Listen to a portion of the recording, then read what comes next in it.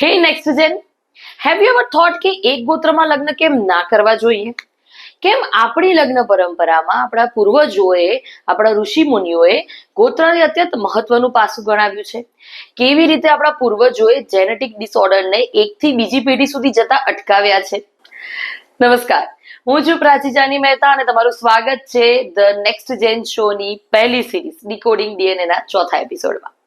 આજે આપણે ખૂબ મહત્વના મુદ્દા પર વાત કરવા જઈ રહ્યા છીએ, એક ગોત્રમાં લગ્ન બાબતે. આપણે ઘણીવાર એવું સાંભળ્યું છે કે શાસ્ત્રો એક ગોત્રમાં લગ્ન કરવાની પરવાનગી આપતા નથી. એક ગોત્રમાં લગ્ન ના થઈ શકે. એક ગોત્રની વ્યક્તિઓ ઇન અ વે ભાઈ બહેન કહેવાય. અને ગોત્રમાં ગમન કરનાર સ્ત્રી પોતાની મર્યાદાનો લોપ કરે છે.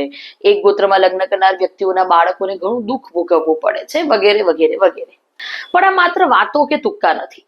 એક ગોત્રમાં લગ્ન ના કરવા પાછળ ખૂબ મોટું વૈજ્ઞાનિક કારણ છુપાયેલું છે. ગયા એપિસોડમાં આપણે ક્રોમોસોમની વાત કરી હતી.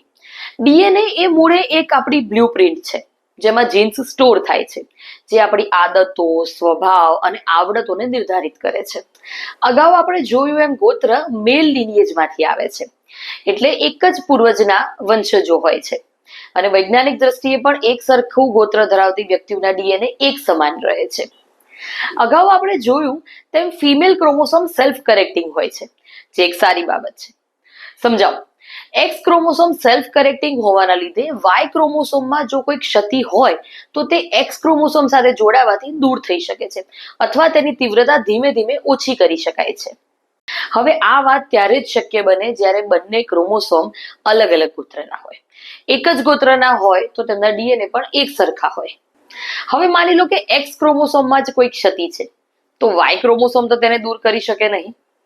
એટલે જ્યારે એક ગોત્રની બે વ્યક્તિઓ લગ્ન કરે છે ત્યારે તેમના ડીએનએ એક સરખા થાય છે, અને જેને લીધે તેમના જીન્સમાં રહેલી ખામીઓને ક્યોર કરી શકાતી નથી, જેને કારણે આવનારી પેઢીને અમુક પ્રકારના રોગોનો સામનો કરવો પડે છે. વિજ્ઞાને પુરવાર કર્યું છે કે એક સમાન લિનિયેજમાં લગ્ન કરવાથી આવનારી પેઢીને બ્લડ રિલેટેડ ડિસઓર્ડર્સ જેવા કે થેલેસેમિયા અથવા વીક ઇમ્યુનિટી, ડેવલપમેન્ટલ ઇશ્યુઝ અને ક્યારેક ઇનફર્ટિલિટીના પણ પ્રશ્નો ઊભા થઈ શકે છે.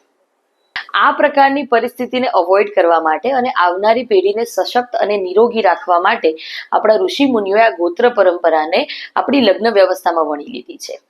આમ એવું લાગે કે આ એક ધાર્મિક નિયમ જ છે, પણ ના, એવું નથી. આ એકચ્યુઅલી આપણા માટે એક જેનેટિક સેફ્ટી સિસ્ટમ છે.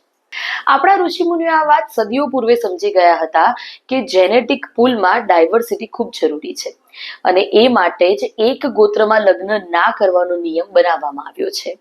એટલે એક સમાન ગોત્રમાં લગ્ન ના કરવા એ માત્ર કોઈ ધાર્મિક પરંપરા નથી. એકચ્યુઅલી આપણી નેક્સ્ટ જનરેશનને એક હેલ્ધી ફ્યુચર આપવા માટેની સેફટી નેટ છે. બસ, તો તમારા ગોત્રને જાણો, તમારા પાર્ટનરના ગોત્રને જાણો, અને પછી પોતાના ભવિષ્યનું પ્લાનિંગ કરો. જી હા, મને રજા આપો. આપણે ફરી મળીશું આવતા સપ્તાહે અને ગોત્રના કેટલાક નવા લેયર્સને જાણીશું. નમસ્કાર.